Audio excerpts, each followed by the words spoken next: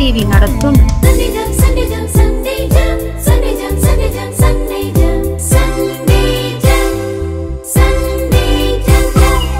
என்ன படிக்கிறோம் என்று தெரியாமல் உங்கள் பிள்ளைகள் ஞாயிறு பள்ளி போகிறார்களா? கவலைப்படுகிறீர்களா? உங்களை போன்ற பெற்றோர்களுக்கான சிறப்பு நிகழ்ச்சிதான்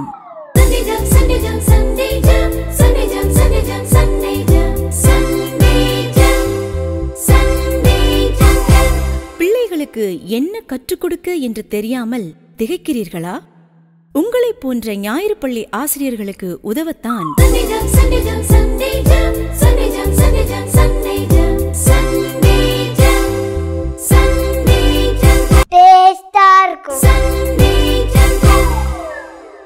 வணக்கம் and welcome to the new episode of today Sunday jam.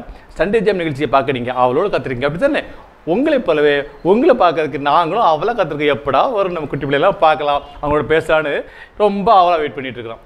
Okay, நம்ம இப்போ கொஞ்ச நாளாக என்ன பண்ணுறது தெரியுமா? பைபிள்லேருந்து வரிசையாக படங்களை பார்த்துட்டே வரோம். அந்த வரிசையில் இன்றைக்கி நம்ம பைபிள்லேருந்து சில காரியம் கற்றுக்கொள்ள போகிறோம். என்ன தெரியுமா? ஆசீர்வாதத்தை தருவது ஆண்டவர். மனிதனோட முயற்சி, மனிதனோட பிரயாசம், மனிதனோட ஓட்டம் எல்லாம் விருதா. ஆண்டவர் ஒரு இடத்த தொட்டால் போதும், க்ளோஸ். ஆமாம், ஆண்டவர் இல்லாமல் எவ்வளோ ஓடினாலுமே அது பெஸ்ட்டு, விருதா, பிரயாசமே கிடையாது. ஓகேயா? இப்போது நம்ம இந்த நிகழ்ச்சிக்குள்ளே போகணும்னால ஜெபம் பண்ணி ஆரம்பிக்கிறோம். அப்படி தானே? ஜெபம் பண்ணலாமா? ரெடியாக இருக்கீங்களா? ஜெபம் பண்ணி என்ன செய்யணும்? கை குப்பி கண்ணை மூடணும், விளையாடக்கூடாது, அங்கங்கே பார்க்கக்கூடாது, சோபாவில் சாய்ஞ்சு உட்காந்துக்கூடாது, கேர்லெஸ்ஸாக இருக்கக்கூடாது. ஓகே, கை குப்பி கண்ணை மூடலாமா?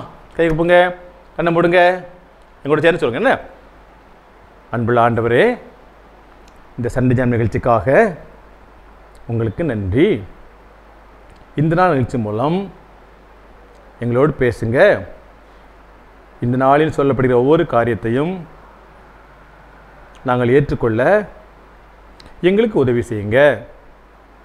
இயேசுவின் மூலம் ஜெபிக்கிறோம் பிதாவே, ஆமேன். வெரி குட், சூப்பராக ஜெபம் பண்ணிட்டீங்க. ஒன்று தெரியுமா? ஜெபம் பண்ணும் பொழுதெல்லாம் நம்ம யார்கிட்ட பேசுகிறோம்? ஏசப்பாட்ட பேசுகிறோம். நம்ம என்ன கேட்குறோமோ அதை ஏசப்பா செய்கிறாங்க. ஓகேயா? இன்றைக்கி நான் யாருக்கிட்ட சொன்னேன், என்ன சொன்னேன்? ஆசீர்வாதத்தை தருவது ஆண்டவர். ரன்னிங் ரேஸில் வேகமாக ஓடுவான், அவன் நினைச்சு கிட்ட போய் நான் தான் ஃபர்ஸ்ட் வந்து நினைப்பான். பார்த்தேன்னா அவன் வந்த பாதை ட்ராக் மாறி இருப்பான். ஆண்டவர் ஒவ்வொரு காரியத்தையும் திட்டமிட்டு வாழ்க்கை நடத்துகிறார். அவர் கிருபை இல்லாமல், அவர் பலன் இல்லாமல் ஜெயிச்ச மாதிரி தெரியலாம், ஆனால் ஜெயிக்க மாட்டோம், தோற்று தான் போவோம். ஓகே, இன்றைக்கி நமக்கு பாட்டு சொல்லித்தர யார் வராங்க தெரியுமா? நம்ம ஃப்ராங்க்லின் அண்ணனும் வசந்தகுமார் அண்ணனும் வராங்க. ரெண்டு அண்ணன் வெல்கம் பண்ணிடலாமா?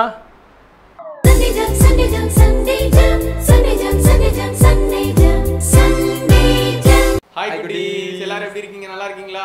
அண்ணே நல்லா இருக்கீங்களா? அண்ணே பார்த்தே ரொம்ப நாள் ஆச்சானே. ஆமாண்ணே, நல்லா இருக்கிறோம். அண்ணே எனக்கு ஒரு சின்ன சந்தேகம் தான். அப்படியாண்ணே? ரொம்ப கேளுங்கண்ணே, உங்களுக்கு சந்தேகம் வர்றது கஷ்டம், இதனால கேளுங்க. ஆமாண்ணே, எனக்கு எப்போவா தான் வரும், அடிக்கு ஒரு வக்கா, அமாவாசைக்கு ஒருக்கா தான். சொல்லுங்க. இந்த இப்போ நீங்க ஒரு மரம் வளர்க்கீங்க. ஓகே, ஒரு மரம் வளர்க்குறோம். ஆமா, அதுல இருந்து என்ன எதிர்பார்ப்பீங்க? மரம் வளர்த்துட்டு அங்க இருந்து பேப்பர் தானே இருப்பீங்க. அண்ணே, மரத்துல இருந்து அழகா சூப்பரா டேஸ்டா ஒண்ணு வருமானே, அதான் ஃப்ரூட், பழம் எதிர்பார்ப்போம்.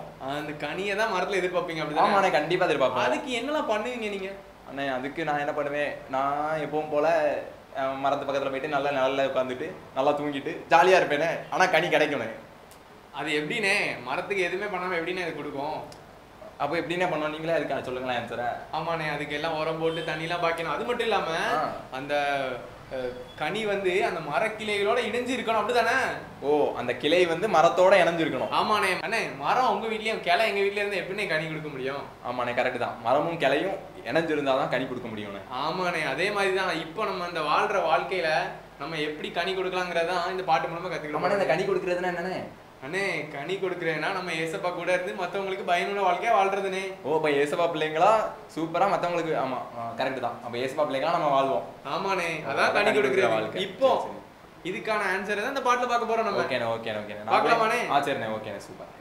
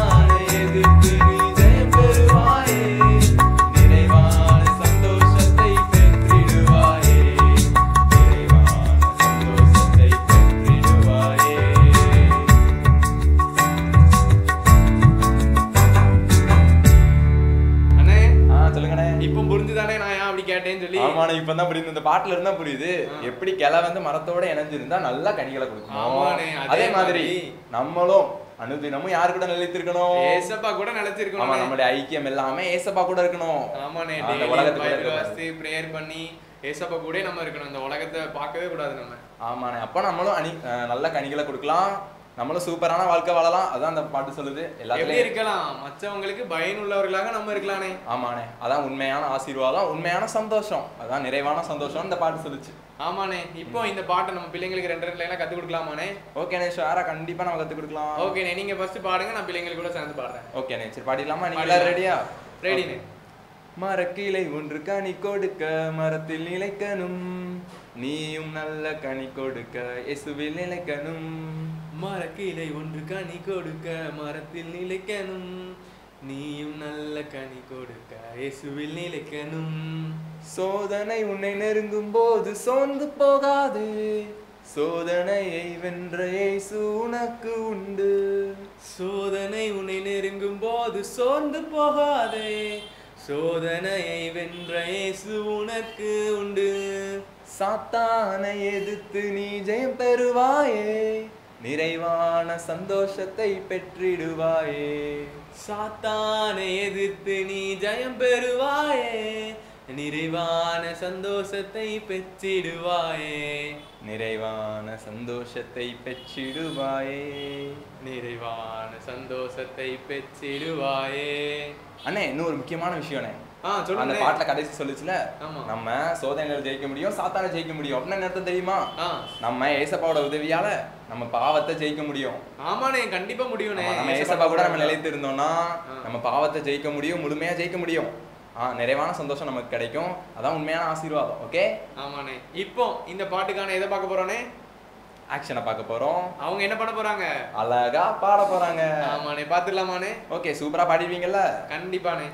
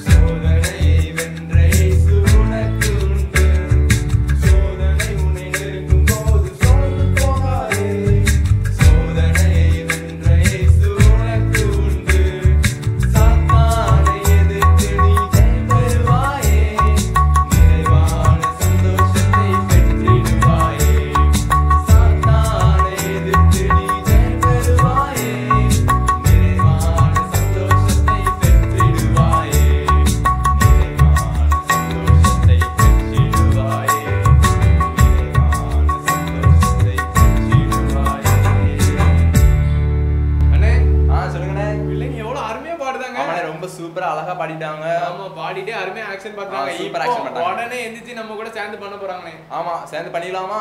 ஆமாண்ணே, கண்டிப்பா. எல்லாரும் ரெடியா இருக்கீங்களா? எந்திரிச்சு எல்லாத்தையும் கையில வச்சிருக்கலாம், ஓரமா வச்சிருக்க, ரிமோட் எல்லாம் ஓரமா வச்சிரணும். ஓகே, எந்திரிச்சு சூப்பரா அழகா நீங்க ஆக்சன் பண்ணணும்.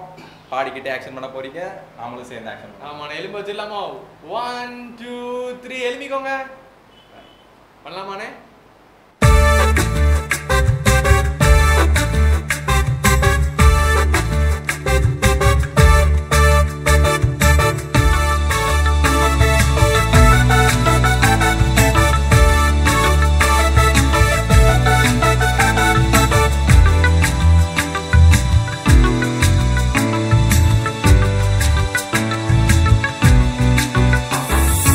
மரக்கிளை ஒன்று கனி கொடுக்க மரத்தில்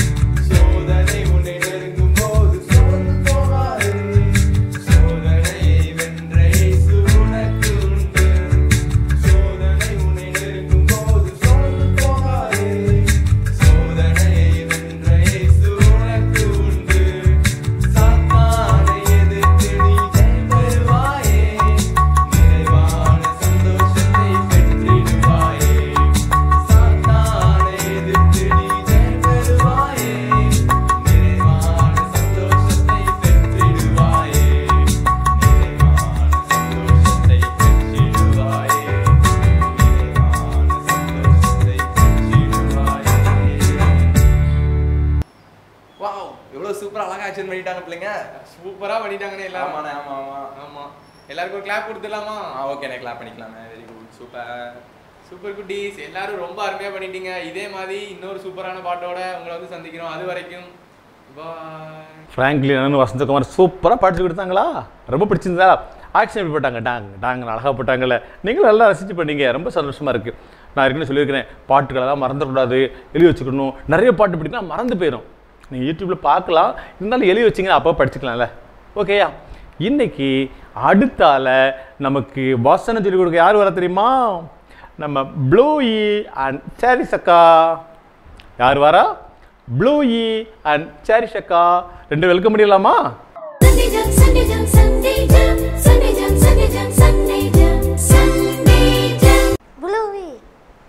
நீங்க அக்கா, நான் இந்த வாரம் வசனை சொல்லி கொடுக்கலான்னு வந்தேன். நானும் சொல்லி கொடுக்க வந்தேன். ஐயோ, போன வாரம் நீங்க சொல்லி கொடுத்தீங்களா? நான் விட்டு கொடுத்தேன்ல. இந்த வாரம் நான் சொல்லி கொடுக்கேன். ஓகே ப்ளூவி, நீங்க நான் சொல்றத கேட்டு கேட்டு அவங்களுக்கு சொல்லி கொடுங்க. சரியா? சூப்பர். அப்ப நான் வசனை சொல்லி தரட்டா? பரலோகத்திலிருந்து ஒருவனுக்கு கொடுக்கப்பட்டால் ஒழிய அவன் ஒன்றையும் பெற்றுக்கொள்ள மாட்டான். யோவான் 3:27. ஏக்கா, இந்த வசனம் சின்ன வசனமா இருக்கா? சூப்பரா இருக்கலாம். சூப்பரா இருக்கு. இப்ப எல்லாருக்கும் சொல்லு, நான் சொல்லி தரேன். திரும்ப ஒருக்க சொல்றீங்களா? ஃப்ரெண்ட்ஸ் எல்லாரும் சேர்ந்து சொல்லலாம். எல்லாரும் சொல்லுவோமா? பரலோகத்திலிருந்து ஒருவனுக்கு கொடுக்கப்பட்டால் ஒழிய அவன் ஒன்றையும் பெற்றுக்கொள்ள மாட்டான். யோவான் 3:27. சூப்பரா சொல்லிட்டேமா? சூப்பரா சொல்லிட்டேன். நம்ம சேர்ந்து சொல்லுவோமா? எல்லாரும் சேர்ந்து சொல்லிடுவோமா? சொல்லுவோம். ரெடி? 1 2 3. பரலோகத்திலிருந்து ஒருவனுக்கு கொடுக்கப்பட்டால் ஒழிய அவன் ஒன்றையும் பெற்றுக்கொள்ள மாட்டான். யோவான் 3:27. சூப்பரா சொல்லிட்டோம். அவங்களும் சூப்பரா சொல்லிட்டாங்க. அவங்களுக்கு ஒரு கிளாப் பண்ணிடுமா? VBS clap. இனிமே அடுத்த வாரம் இன்னொரு வசனத்தை நம்ம சொல்லி கொடுக்க வருவோம். என்னக்கா? அப்ப பை சொல்லிடுவோமா? பை. சரியா சொன்னாங்கல்ல. பரலோகத்திலிருந்து ஒருவனுக்கு ஒன்றும் கொடுக்கப்படாவிட்டால் ஒருவனும் தானாய் ஒன்றையும் பெற்றுக்கொள்ள முடியாது. ஆண்டவர் கொடுக்காம நமக்கு எதுவுமே கிடைக்காது, எதுவுமே நிற்காது, எதுவுமே தங்காது. ஓகேயா? ஆமாம். அடுத்தால நமக்கு இன்னைக்கு அழகான பைபிள் கதை சொல்ல யார் வராங்க தெரியுமா? நம்ம பிரபு அண்ணே வராங்க. பிரபு அண்ணே கதை உங்களுக்கு இஷ்டம் தானே? பிரபு அண்ணன் வெல்கம் பண்ணிடலாமா?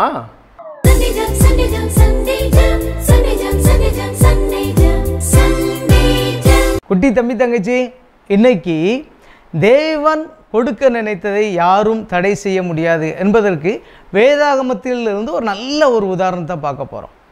யாக்கோபு அப்படின்னு ஒரு அண்ணன் இருந்தாங்க. அவங்க ஒரு இக்கட்டான சூழ்நிலையில் அவனுடைய தகப்பனார், அவருடைய சகோதரர் அவர்களை விட்டு தூர தேசத்துக்கு போக வேண்டிய சூழ்நிலை ஏற்பட்டது. எங்கே போகிறோம், எப்படி போகிறோம், எதுவுமே தெரியாது. ஆனால் தூர தேசத்துக்கு போன இடத்துல அவர் ஒரு இடத்துல போய் வேலைக்கு சேர்ந்தார். அந்த வேலைக்கு சேர்ந்த இடம் வேறு யாரும் இல்லை, அவருடைய சொந்த மாமா. அங்கு அவருடைய உழைப்பு, கடின உழைப்பு, அவருடைய கடவுளுடைய கிருபையை கண்டு அவருக்கு சொந்த மகளை திருமணம் செய்து வச்சாங்க. ஆனாலும் அவர் அதே இடத்துல பல வருடங்கள் வேலை செய்தார். வேலை செய்யும்போது அவருக்கு பொருள் எல்லாம் சேர்ந்தது. இதை கண்ட பொறாமைப்பட்ட அவருடைய மாமனார் என்ன செய்தால் தெரியுமா? அவரை வஞ்சிக்க நினைத்தார்.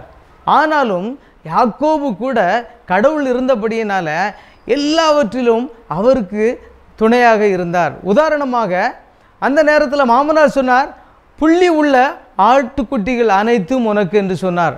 தேவன் புள்ளி உள்ள ஆடுகளாக பிறக்க செய்தார். அடுத்த முறை கலப்பினமான ஆடுகள் எல்லாம் உனக்கு என்றார். அந்த முறை கலப்பினமான ஆடுகளாக பிறந்தது. தம்பி தங்கச்சி, நீ கடவுளே நீங்கள் எங்கள் கூட இருங்கன்னு சொல்லுங்கள்.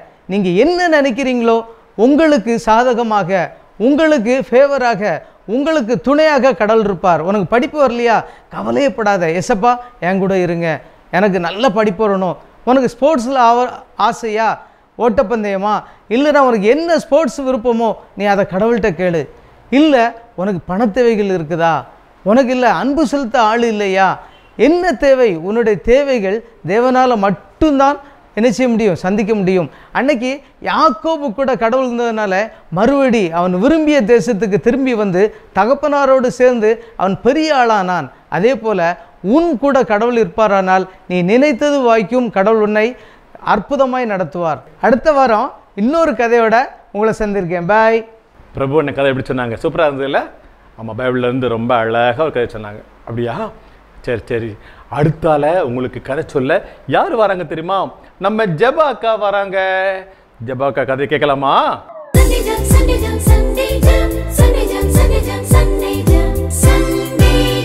ஹாய் குட்டீஸ், எல்லாரும் எப்படி இருக்கீங்க? சூப்பராக இருக்கீங்களா? Very good. கதை கேட்கலாமா? பாட்டில் நல்லா படிச்சிங்களா? வசனம் படிச்சிங்களா? Very good. எல்லோரும் நேராக உட்காந்துக்கோங்க.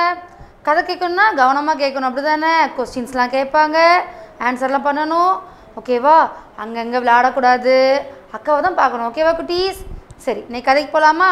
இன்றைக்கி இந்த காலத்தில் எல்லோரும் என்ன நினைக்காங்க தெரியுமா? இந்த குட்டீஸு, பெரிய பசங்க, காலேஜ் போகிற பசங்க, ஸ்கூல் படிக்கிற பசங்கள்லாம், எனக்கு எல்லாம் இருக்குது, நான் எதுக்கு ப்ரேயர் பண்ணணும், நான் ஏன் பைபிள் வாசிக்கணும், அப்படிலாம் யோசிக்காங்க. நீங்கள் அப்படி யோசிப்பீங்களா குட்டீஸ்? அப்படிலாம் யோசிக்கக்கூடாது.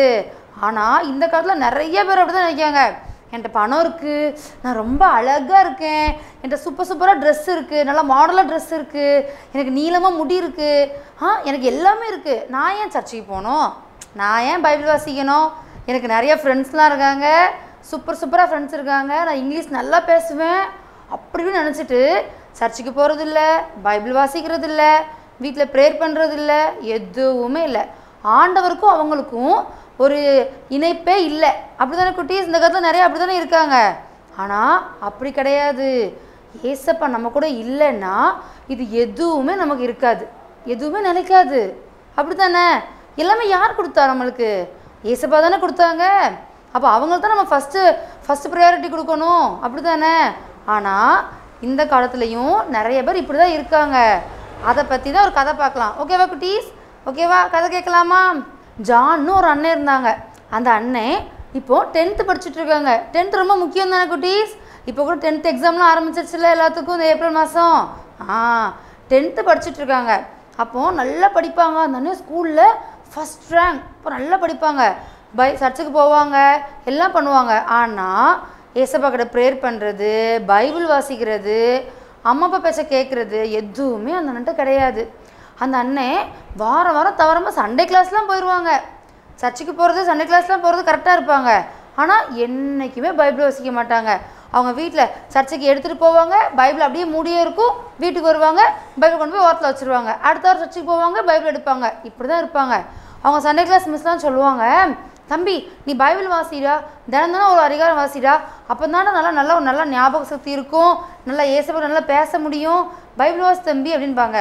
அந்த அண்ணன் என்ன தெரியுமா சொல்லுவாங்க, அக்கா சும்மா இருங்கக்கா, நான் எவ்வளோ பெரிய பணக்காரன், நான் ஏன் பைபிள் வாசிக்கணும், நான் தான் ஸ்கூலில் ஃபஸ்ட்டு, எனக்கு எல்லாம் இருக்குது, நான் ஏன்க்கா பைபிள் வாசிக்கணும், அதெல்லாம் முடியாதுக்கா, என்னாலாம் முடியாது அப்படின்பாங்க. அதே மாதிரி அடுத்த வாரம் சண்டே கிளாஸில் வாரம் ஒரு பிள்ளைங்க ப்ரேயர் பண்ண சொல்லுவாங்க. அந்த வாரம் இன்னைக்கு ஜான் நீ ப்ரேயர் பண்ணு அப்படின்னு சொல்லுவாங்க. அந்த அண்ணன் ஐயோ சும்மா இருங்கக்கா, எனக்கெல்லாம் ப்ரேயர் பண்ண தெரியும், சரி நான் ப்ரேயர் பண்ணவும் மாட்டேன், எனக்கு தான் எல்லாமே இருக்கே, நான் ஏன் ப்ரேயர் பண்ணணும், எங்கள் வீட்டில் ஆடு இருக்குது, எல்லாம் இருக்குது, பெரிய பெரிய வீடு இருக்குது, எங்கள் அப்பா அவ்வளோ பெரிய ஆள், நான் ஏன் ப்ரேயர் பண்ணணும், நான்லாம் ஏசப்பாட்ட ப்ரேயர் பண்ணலாம் வேண்டிய அவசியமே இல்லை, எனக்கு எல்லாமே தானாக கிடச்சிருங்கக்கா, நீங்களே ப்ரேயர் பண்ணிக்கோங்க, என்னை கம்பேர் பண்ணாதீங்கக்கா அப்படின்னு சொல்லிட்டாங்க.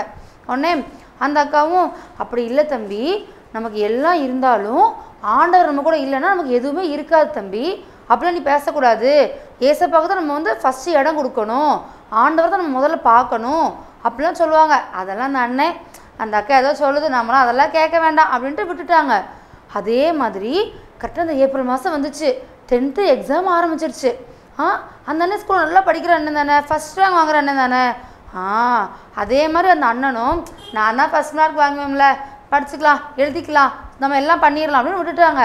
பார்த்தா நாளைக்கு எக்ஸாம், இன்னைக்கு காலையில் படிச்சுட்டு இருக்கும்போது திடீர்னு அந்த அண்ணனுக்கு ஒரே ஒரு மாதிரி காய்ச்சல் அடிக்க மாதிரி கண்ணெல்லாம் காந்திக்கிட்டு கை கால்லாம் ரொம்ப வலிச்சுக்கிட்டு அப்படிலாம் பண்ணுச்சு. உடனே அந்த அண்ணன் உடனே அவங்க அப்பாட்ட போய் அப்பா எனக்கு ரொம்ப ஃபீவராக இருக்க மாதிரி இருக்குப்பா, நீங்கள் தொட்டு பாருங்க, எனக்கு காய்ச்சல் எதுவும் அடிக்காப்பா அப்படின்னோடனே அவங்க அப்பாவும் தொட்டுலாம் பார்த்துட்டு ஆமாம் தம்பி உனக்கு காய்ச்சல் அடிக்குது, நிறைய அடிக்குதே காய்ச்சல், என்னடா கையிலலாம் ஒரு மாதிரி இருக்குது அப்படின்னு பார்த்தா அந்த அண்ணனுக்கு சிக்கன் பாக்ஸ் போட்டுடுச்சு. தெரியும்ல சிக்கன் பாக்ஸ்னா அம்மா போடுதுன்னு சொல்லுவாங்களா, கையில் கொப்பளமாக வரும்ல, அதை மாதிரி போட்டுடுச்சு.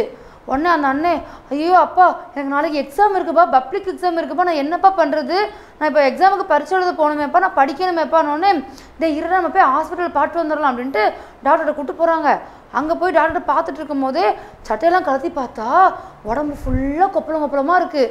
அவங்க அப்பாவுக்கு என்ன பண்ணுன்னே தெரியல. உடனே டாக்டர் நீங்கள் எப்படியாவது சீக்கிரம் தம்பி குணமாக்கிருங்க, நான் நாளைக்கு வரை எக்ஸாம் போகணும் தம்பி. உடனே அவங்க டாக்டர் சொல்கிறாங்க சார் நீங்கள் என்ன பேசுகிறீங்க, தம்பிக்கு ஃபீவர் அடிக்குது, 100 டிகிரிக்கு மேலே காய்ச்சல் இருக்குது, கையில் ஃபுல்லாக அம்மா இருக்குது, எப்படி நாளைக்கு பரிட்சை எழுத போக முடியும், அதெல்லாம் முடியாது சார், பிள்ளை முக்கியமாக பரிட்சை முக்கியமாக, நெக்ஸ்ட் இயர் பார்த்துக்கலாம் 10th எல்லாம், இந்த வருஷம் ஒன்றுமே பண்ண முடியாது அவனால், அவன் வீட்டில் தான் ரெஸ்ட் தான் சார் எடுக்கணும், எங்கேயுமே வெளியே போகக்கூடாது இந்த வெயிலெல்லாம்னு அந்த அண்ணனுக்கு ஒரு நிமிஷம் தூக்கி வாரி போட்டுடுச்சு.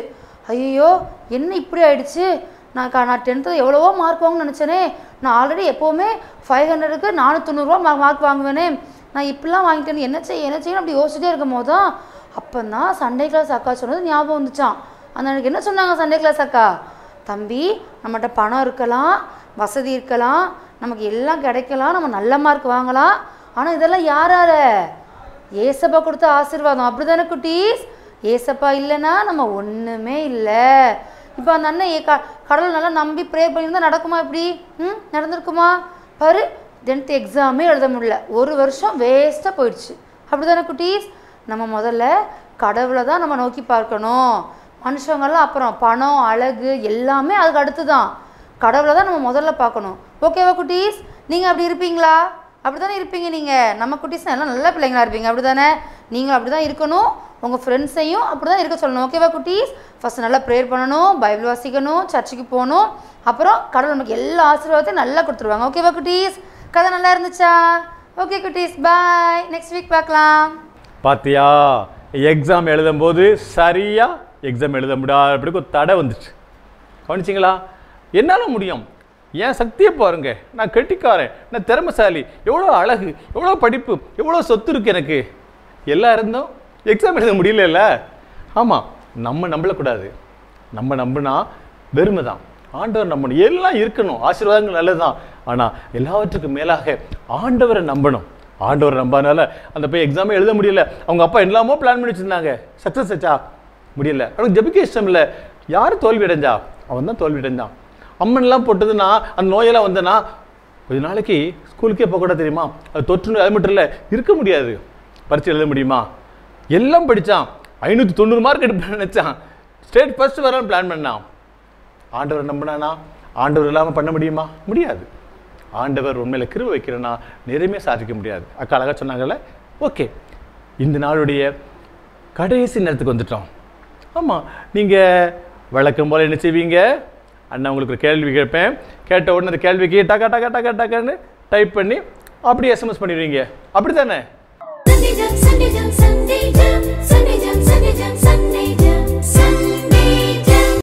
கேள்விக்கு ஆன்சர் பண்ண ரெடியாக இருக்கீங்களா? இன்னைக்கு உள்ள கேள்வி, யாரு மாமா வீட்டை விட்டு தப்பி ஓடிக்க பிளான் பண்ணாங்க? யாரு மாமா வீட்டில் இருந்து தன் மனைவிகள் எல்லாம் கூட்டிகிட்டு தப்பிச்சு ஓட பிளான் பண்ணாங்க? ஞாபகம் இருக்கா? யாரு தன்னுடைய மனைவிகள் சொத்துக்கள்லாம் எடுத்துக்கிட்டு மாமா வீட்டிலேருந்து தப்பிச்சு ஓட பார்த்தாங்க? நான் சொந்த ஊருக்கு போகலான்னு பிளான் பண்ணாங்கல்ல, யார்? கண்டுபிடிச்சிட்டீங்க, ஈஸி கேள்வி தானே. நீங்களும் கெட்டிக்கார பிள்ளைகள், கண்டுபிடிச்சிங்கன்னா உடனடியாக மொபைல் எடுத்து டக்கு டக்கு டக்குன்னு அடித்து கீழே தெரிய நம்பருக்கு எஸ்எம்எஸ் பண்ணிடணும். நம்பர் தெரியுதா? இந்த நம்பருக்கு உடனடியாக உங்கள் பதிலை அனுப்பிடுங்க. உங்களுக்கான பரிசு கிறிஸ்மஸோட சூப்பராக கிடைக்கும். நீங்கள் எல்லா பதிலையும் ஜபாக்கா நோட் பண்ணி வச்சுருக்காங்க. ஏற்கனவே சொல்லியிருக்கேன்ல, ஒருவேளை உங்களுக்கு இதில் 4 பேர் எழுதணும், 5 பேர் எழுதணும், எங்கள் வீட்டில் நிறைய பேர் இருக்கிறாங்க, நோ ப்ராப்ளம், எழுதலாம், ஒரே மொபைல் எழுதலாம். ஆனால் ஒவ்வொருத்தரும் கண்டுபிடிச்சி தான் இருக்கணும், போய் சொல்லக்கூடாது. ஓகேயா? அனுப்பிட்டீங்களா? Very good. நல்லா கவனிச்சுக்கோங்க. நம்ம ஆண்டவர் இல்லாமல் எதையுமே செய்ய முடியாது. ஆண்டவர் இல்லாமல் ஒன்றுமே வாய்க்காது. புரிஞ்சுக்கிட்டீங்க தானே? நீங்கள் ஆண்டை ஏற்றுக்கொண்டீங்க தானே? ஆண்டவரோட வாழ்வீங்க தானே? ஆண்டை கையை பிடிச்சி கூட்டு போவீங்க தெரியுதானே? ஆண்டவரே எனக்கு நடக்க சொல்லித்தாங்க, கையை பிடிச்சி கூட்டு போங்கன்னு சொல்லுவியா? என் பக்கத்துலேயே இருங்க, என் கூடவே இருங்க அப்படின்னு சொல்லுவியா? நீ கட்டாயம் சொல்லுவீங்க. கெட்டிக்கார பிள்ளைகள். நம்ம இப்போ ஜெபம் பண்ணி இந்த நிகழ்ச்சியை முடிக்கலாமா? ஜெபம் பண்ண என்ன செய்யணும்? கையை கூப்பி கல்யாணம் பண்ணணும். ஓகேயா? ஜெபம் பண்ணலாமா?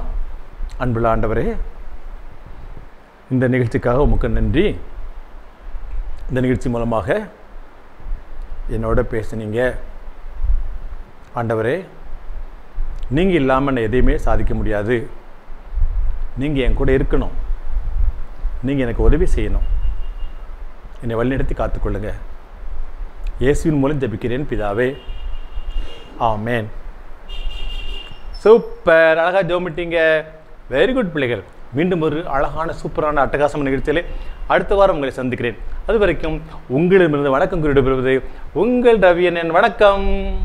பெண்ணின் அடையாளம், பாரம்பரியத்தின் பெருமிதம், இயற்கை வண்ணப்பட்டுகள், மின்னும் பல வண்ணங்கள், நெஞ்சை அள்ளும் பட்டு ஆடைகள், பட்டு ஆடை ஒவ்வொன்றுக்கும் பல கதைகள்.